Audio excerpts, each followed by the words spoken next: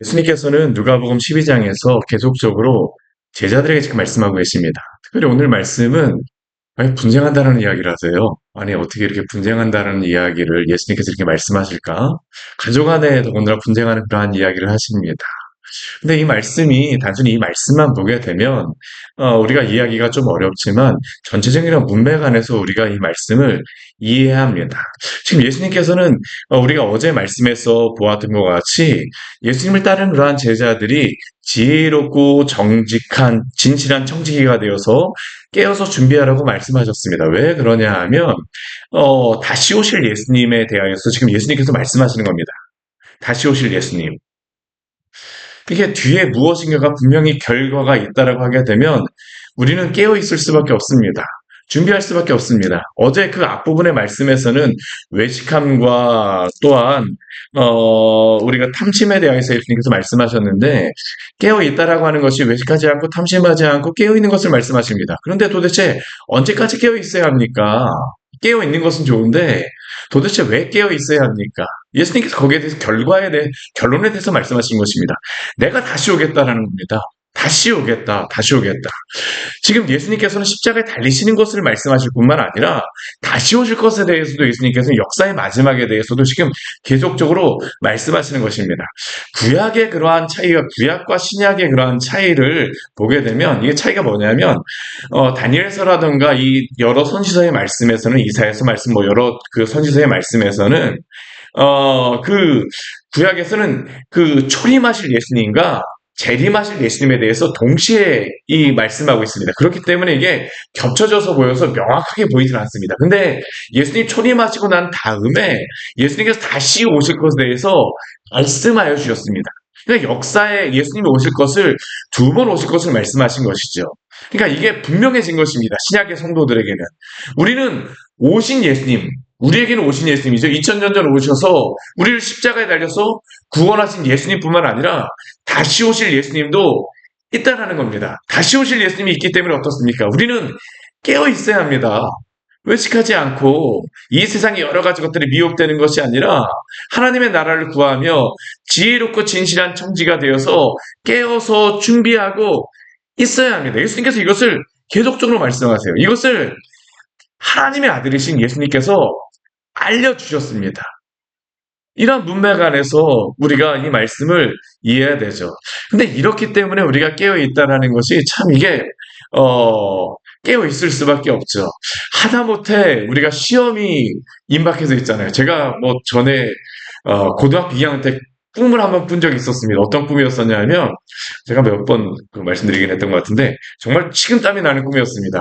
꿈속에서, 제가 살던 지역에 큰 저수지가 있었거든요. 그 저수지에 제가 놀러 갔는데, 큰 물고기가 다니는 겁니다. 막 그래갖고, 저 물고기를 내가 잡으면 너무 좋겠다. 그래갖고, 꿈속에서 그 물고기를 따라다니려고 얼마나 애를 썼는지 모릅니다. 그런데 물고기를 한참 따라다니다가, 그 갑자기 앞에 문이 하나가 딱 있는 겁니다. 물고기가 저쪽으로 가고 그 문이 있어가고 이게 도대체 무슨 문이냐고 문을 딱 열고 들어갔더니만 학력고사 보는 그 시험장이 딱 나오는 겁니다. 제가 그 꿈속에서 얼마나 식은땀이 나던지 아니 이게 고등학교 2학년 분명히 내가 그랬었는데 문 딱 열고 들어가니까 학력고사 시험장입니다. 공부 하나도 안 했는데 정말 큰일 났습니다. 만약 예수님이 오신다라고 생각해 보십시오. 제자들에게 이것을 말씀하고 있는 겁니다. 너희가 깨어 있어야 된다. 내가 다시 오겠다. 다시 오겠다. 오늘 예수님께서 말씀하십니다. 49절 말씀해 보게 되면 이러한 말씀을 하시고 나서 예수님께서 말씀하세요. 내가 불을 땅에 던지러 왔노니. 내가 불을 땅에 던지러 왔노니. 이 말씀이 이해가 좀 되지도 않아요. 예수님께서 이 땅에 오신 것이 생명을 던지러 왔다. 내가 구원을 너에게 알려주기 위해서 왔다. 이렇게 말씀하신 건데, 예수님께서 불을 땅에 던지러 오셨다라고 말씀하십니다. 도대체 이 불이 무엇입니까? 왜 예수님께서는 불을 말씀하십니까? 이것은 누가복음에서는 불에 대하여서 나오는 게 그렇게 많지 않습니다. 이 불에 대해서 말씀하실 때, 복음서에서 말씀하실 때는 이 불은 심판을 의미하는 그런 단어입니다. 우리가 앞에 그 누가복음 3장 9절 말씀해 보게 되면 세례요한이 예수님의 오심에 대하여 준비할 때 세례요한이 이렇게 그가 그 이야기가 있었습니다. 이미 도끼가 나무 뿌리에 놓였으니 좋은 열매 맺지 아니하는 나무마다 찍혀 불에 던져지느니라. 그분이 내 뒤에 오시는 분이 오시게 되면 나무마다 열매 맺지 않는 나무는 찍혀 불에 던져 치리라. 그리고 또 3장 17절 말씀해 보게 되면 또 그 세리요한이 손에 키를 들고 자기의 타작마당을 정하게 하사 알곡은 모아 곳간에 들이고 쭉정이는 꺼지지 않는 불에 태우시리라. 이게 세례요한을 통하여서 예수님에 대해서 준비하는 거란 것이었습니다. 세례요한은 예수님의 길을 준비하는 자였잖아요. 그렇죠? 근데 그가 와서 불에 대하여서 이야기합니다. 그가 내 뒤에 오시는 분이 있게 되면 심판이 있으리라. 그래서 세례 요한도 나중에 제자들을 보내서 아니 예수님 오셨는데 왜 지금 이러십니까? 심판이 왜 오지 않습니까? 제자들에게 질문하는 게 앞에서 있었던 세례 요한의 제자들을 보내서 세례 요한이 예수님에 대해서 질문하는 것입니다. 세례 요한도 예수님이 오시게 되면 그 사역의 그러한 부분에 대해서 죄인들에 대해서 악인들에 대해서 심판하시는 것이 있으리라라고 그도 기대하였기 때문입니다. 근데 예수님께서는 이 땅에 오셔서 죄인들을 구원하시고 또한 여러 연약한 자들, 또한 병 걸린 자들을 고쳐주시고 죽은 자를 살려주시고 여러 가지 그러한 이적들을 행하셨습니다. 왜 그러셨을까요? 그럼 예수님이 이 심판에 대한 것은 예수님께서 안 하신 것입니까? 그렇지 않습니다. 오늘 말씀해 보게 되면 예수님이 그것에 대해서 하신다라고 말씀하세요. 내가 불을 땅에 던지러 온 자라고 말씀하십니다. 이 의미는 무엇이겠습니까? 오늘 50절 바로 이어서 말씀하시는 게 또 예수님께서 세례에 대해서 말씀하십니다. 우리 50절 말씀 우리 같이 한번 읽어볼까요? 나는 받을 세례가 있으니 그것이 이루어지기까지 나의 답답함이 어떠하겠느냐. 예수님께서는 나는 받을 세례가 있다라고 말씀하세요. 이미 예수님께서 세례요한에게 세례를 받으셨잖아요. 근데 예수님께서는 받을 세례가 있다라고 말씀하십니다. 세례를 받으신 분께서 또다시 받을 세례가 있습니다. 도대체 이 받을 세례는 무엇입니까? 십자가의 죽으심입니다. 세례라고 하는 의미는 무엇입니까? 죄를 씻어내는 것이잖아요. 예수님은 죄를 씻어낼 필요가 없으신 분이십니다. 근데 죄를 씻어내셔야 되는 그런 세례를 받으셨습니다. 그럼 예수님을 향해서 세례를 받으신 것은 아니에요. 그러면 예수님이 받으시는 그 세례는 무엇입니까? 죄인들을 향하여서 그 죄를 씻어내시는 그러한 세례를 행하실 것들을 위하여서 예수님께서 세례를 받으셨습니다. 예수님의 이 받을 세례라고 하는 것은 바로 십자가에서 죽으심을 의미하는 것입니다. 그리고 예수님께서 십자가에 죽으시고 난 다음에는 그 다음에 무엇이 남았을까요?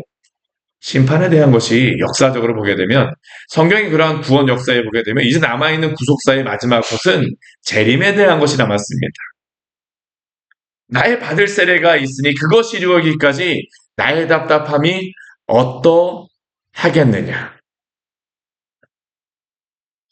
결국 죄인이 구원받는 유일한 방법은 예수 그리스도를 통하여서만 그 죄가 씻음을 받고 용서함을 받을 수 있습니다. 이게 바로 예수님께서 이 받을 세례요. 또한 예수님의 답답함이죠. 근데 문제는 뭐냐면 예수님께서 이렇게 구원에 대한 사역을 다 마무리하시게 되면 예수님께서 이 그 십자가의 사역을 마무리하시게 되면 우리가 구원을 받는 것은 딱 한 가지입니다. 예수님을 믿음으로 말미암아. 믿음으로 말미암아. 근데 믿음으로 말미암아 구원을 받는다라는 것은 무엇을 의미할까요? 믿지 않는 자는 믿는 자는 그 자리에서 구원받을 약속을 얻는 것입니다. 근데 믿지 않는다라고 하는 것은 무엇일까요? 심판이 예정이 되어 있다라는 것을 예수님께서 말씀하시는 겁니다. 우리는 이미 구원을 받았습니다. 믿지 않는 자는 무엇일까요? 구원받지 않았다라는 것에 대한 반대의 의미를 나타내는 것이죠. 그리고 이 세상에는 그 다음에는 두 가지의 그러한 것으로 나눠질 수밖에 없습니다. 두 나라로 나눠질 수밖에 없습니다. 어떠한 나라일까요? 예수님이 믿고 구원받은 성도의 나라가 있고 구원받지 않은 그러한 세상에 속한 마귀에 속한 그러한 나라가 있을 수가 없겠습니다. 이게 성경이 말씀하고 있는 겁니다. 오늘 예수님께서 51절에서 또 53절까지 말씀하시는 것이 바로 그것에 대해서 말씀하시는 것입니다. 예수님께서 질문하세요. 예수님께서 직접 말씀하십니다. 내가 세상에 화평을 주러 온 줄로 생각하느냐? 너에게 이르노니 아니라 도리어 분쟁하게 하려 함이로라. 이 말씀은 무엇이겠습니까? 예수님을 믿는 사람과 믿지 않는 사람 간에 이 분쟁이 있을 수밖에 없다라는 겁니다. 이게 그럴 수밖에 없어요. 예수님을 알고 믿는 사람들에게는 그 나라가 영원한 나라로 소망이 되었지만 믿지 않는 사람에게는 어떡할까요? 오히려 그것이 너무나도 부담스럽습니다. 우리가 교회 다니지 않는 분들 중에 많이 말씀하시는 그러한 그 교리 중에 한 가지가 뭐냐면 예정론입니다. 예정론. 예정론은 장로교에서만 말한다라고 이야기하고 칼빈이 이야기했다라고 이야기하고 뭐 교회에서 이렇게 하나님 예정하셨으면 예정하지 않은 사람은 도대체 무엇입니까라고 질문하지만 근데 그것은 뭐 교회에서 그냥 만드는 것도 교리가 아닙니다. 예정론은 무엇일까요? 성경에서 말씀하고 있는 말씀입니다. 그냥 예수님께서 말씀하셨어요. 오실 것입니다. 택하신 자가 있습니다. 그런데 택함 받지 않은 사람들은 어떠한 마음이냐면 왜 나를 택하지 않느냐라고 생각합니다. 오히려 반감을 가지죠. 이게 당연한 것입니다. 당연한 것이에요. 근데 예수님께서 말씀하신 것은 무엇입니까? 믿기만 하면 구원을 받는다입니다. 우리는 그냥 가서 전합니다. 예수님 믿으세요. 그럼 구원 받습니다. 난 그럴 수 없었으니까. 나는 믿지 않는다니까 왜 그것을 이야기해? 자연스럽게 분쟁이 날 수밖에 없는 것입니다. 이게 그냥 예수님이 화평을 주러 온 줄로 생각하느냐라고 하지만 이게 당연히 있을 수밖에 없는 거라고 이야기합니다. 왜 그렇습니까? 끊임없이 악한 사단 마귀는 자신의 나라에 속한 사람들을 내어놓지 않으려고 하기 때문입니다. 계속적으로 복음에 대해서 반감을 주게 하죠. 한 집에서도 그렇습니다. 믿는 자와 믿지 않는 그러한 집안 사이, 그 사람 사이에 가족 안에서도 이러한 분쟁이 있을 수밖에 없다라는 겁니다. 우리가 싸울 필요는 없습니다. 그러나 복음은 전해야 됩니다. 전해야 돼요. 그러나 그 안에 이러한 분쟁은 끊임없이 있을 수밖에 없습니다. 이것은 영적인 전쟁이기 때문입니다. 영적인 전쟁입니다. 이게 영적인 전쟁이 계속적으로 있을 수밖에 없어요. 그러나 예수님께서 말씀하시는 것은 무엇입니까? 분명히 예수님께서 다시 오시겠다라고 말씀하세요. 그러니까 이게 우리가 싸우라라고 예수님께서 말씀하시는 게 아닙니다. 이렇게 되어질 것에 대해서 제자들에게 알려주신 것입니다. 그렇기에 주님의 그러한 제자들로서 또한 이 복음을 가지고 전하며 살아가시기를 바랍니다. 지혜롭고 충성된 자로 살아가십시오. 살아가십시오. 오늘 54절 이후의 말씀에 보게 되면 예수님이 말씀하십니다. 이 땅에서 외식하며 또한 탐심에 살아가는 그러한 사람들. 우리 56절 말씀에 보게 되면 예수님이 이렇게 말씀하세요. 우리 56절 말씀 같이 한번 읽어볼까요? 외식하는 자여 너희가 천지에게 사랑은 분간할 줄 알면서 어찌 이 시대는 분간하지 못하느냐. 이 외식하는 자는 어떠한 자였습니까? 앞에 그 바리새인들, 예수님을 믿지 않는 사람들이잖아요. 이 사람들은 예수님을 믿지 않기 때문에 예수님의 재림에 대해서도 믿지 않습니다. 알 수가 없죠. 근데 그들은 자신들이 행하는 그러한 종교적인 외식적인 그러한 행위로서만 구원을 받을 거라고 생각을 합니다. 근데 예수님께서 무엇을 말씀하십니까? 그렇지 않다라는 겁니다. 예수님을 믿어야 된다라는 것을 예수님께서 그들에게 말씀한 외식으로 다 구원받지 않습니다. 우리는 오직 예수님을 믿음으로서만 구원을 받는 줄 믿으시기를 바랍니다. 이것밖에 없습니다. 이것을 예수님께서 말씀하셨어요. 그 외식하는 자에게 답답한 가운데에서 말씀하시는 겁니다. 그들은 천지의 그 기상은 분간할 줄 압니다. 오늘 54절과 55절 말씀에 보게 되면 예수님이 그렇게 말씀하시죠. 구름이 서쪽에서 이는 것을 보게 되면 너희가 말하기를 곧 소나기가 오리라 하나니 과연 그리하고 왜 서쪽에서 오는 바람이 있으면 소나기 비가 온다라고 예수님께서 말씀하십니까? 이스라엘의 서쪽은 지중해 있기 때문입니다. 여기가 북쪽이잖아요. 그렇죠. 여기가 서쪽이고 여기 동쪽입니다. 이 남쪽도 이렇게 있는데 북쪽, 서쪽, 동쪽, 남쪽. 서쪽에서는 지중해에서 바람이 불어오게 되면요. 이거는 비바람입니다. 서쪽에서 비가 오게 되면 겨울철에 가을서부터 시작해서 봄철에 서쪽에서 비가 바람이 불게 되면 여기에 비가 내리는 겁니다. 요 산 쪽에 구름이 걸리면서 비가 내리는 것이죠. 예수님께서 말씀하세요. 너희가 서쪽에서 바람이 불게 되면 소나기가 오리라 하고 남쪽에서 부는 것을 보게 되면 이 남쪽 같은 경우에는 더운 바람이 아프리카에서 오는 바람입니다. 당연히 더운 바람이 오는 것을 너희가 아는데 외식하는 자여 천재 기상은 분간할 줄 알면서 어찌하여 시대는 분간하지 못하느냐. 이 시대는 무엇입니까? 예수님이 오신 것이죠. 예수님이 오셨습니다. 그들이 외식으로서 구원받지 못합니다. 다시 오리라고 말씀하십니다. 그들은 깨어 있어야 됩니다. 외식함으로 그들은 구원받을 수 없어요. 예수님께서 계속적으로 질문하십니다. 어찌 옳은 것을 스스로 판단하지 아니하느냐. 오늘날 이 시대도 그렇죠. 노아가 이 땅에 심판에 대하여서 증거할 때에 비가 내릴 것이더라고. 큰 홍수가 있을 것이더라고. 노아가 100년 동안 전파였습니다. 심지어는 그 증거로서 무엇을 합니까? 높은 곳에다가 방주를 짓습니다. 사람들은 방주를 짓는 노아를 보면서 뭐라고 얘기했을까요? 아니, 비 한 방울 내리지 않는데 왜 도대체 방주를 짓는 거냐? 그들에게 방주는 비가 온다는 노아가 증거하는 것에 대한 증명이 아니라 그들에게 방주는 무엇이었을까요? 노아가 정신이 이상하다라는 것에 대한 증거였습니다. 웃음거리에 대한 증거였죠. 그런데 그 방주는 무엇입니까? 반드시 비가 올 것이라는 것에 대한 증거입니다. 노아는 그들에게 외칩니다. 반드시 비가 올 것이다. 너희는 깨어 있어야 된다. 준비해라. 우리 방주에 자리가 있어.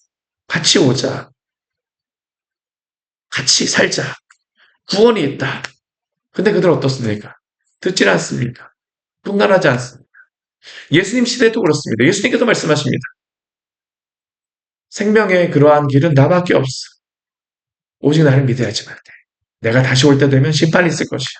그러나 그들은 외식하고 탐심으로 여러 가지 세상의 것들에 절어서 살아가면서 믿지는 않습니다. 예수님께서 그들에게 답답함을 말씀하시는 것입니다. 오늘날에도 그렇죠. 생명은 오직 예수 그리스도를 믿는 것에만 있습니다. 교회 안에만 있는 것이죠. 복음에만 생명이 있습니다. 58절과 59절 말씀에 예수님께서 이렇게 말씀하세요. 고발하는 자가 법관과 함께 갈 때에 법관에게 갈 때 화해하기를 힘쓰라. 왜 그렇습니까? 법관에게 가게 되면 바로 심판이 내리기 때문입니다. 오늘 59절 말씀에 되면 예수님께서 이렇게 말씀하시죠. 우리 59절 말씀 같이 읽겠습니다. 내게 이르노니 한 푼이라도 남김이 없이 갚지 아니하고서는 결코 거기서 나오지 못하리라 하시니라. 법관에게 가서 내가 갚겠습니다. 하겠습니다. 안 됩니다. 그 앞에서는 판단하는 자리이기 때문에 그 자리에서는 어떻게 할 수가 없어요. 우리가 만약 심판 자리에 가게 되면 예수님이 재림하시게 되면 그러한 것들을 앞으로 하겠습니다. 준비하겠습니다. 가능할까요? 가능하지 않습니다. 천주교회에서 나중에 면죄부를 해갖고 한 곳에 모여있는 그러한 사람들을 준비하게 되면 할 것이다. 가능하지 않습니다. 오늘 예수님께서 말씀하시는 것은 가능하지 않다입니다. 가능하지 않아요. 가능하지 않습니다. 오직 무엇으로만 가능할까요? 모든 죄의 값이 다 치루어져야만 합니다. 빚진 자라고 했을 때 이 죄가 용서함을 받는다는 게 빚진 자라는 그러한 의미 가운데 있습니다. 예수 그리스도를 통하여서 그 모든 죄의 값을 치르지 않고서는 구원받을 수 없음을 오늘 예수님께서 우리에게 또한 말씀하여 주심을 기억하시기를 바랍니다. 우리가 이 복음을 가진 자로서 이 복음을 증거하는 자로 살아가기를 원합니다. 오늘 예수님께서 우리에게 증거하여 주십니다.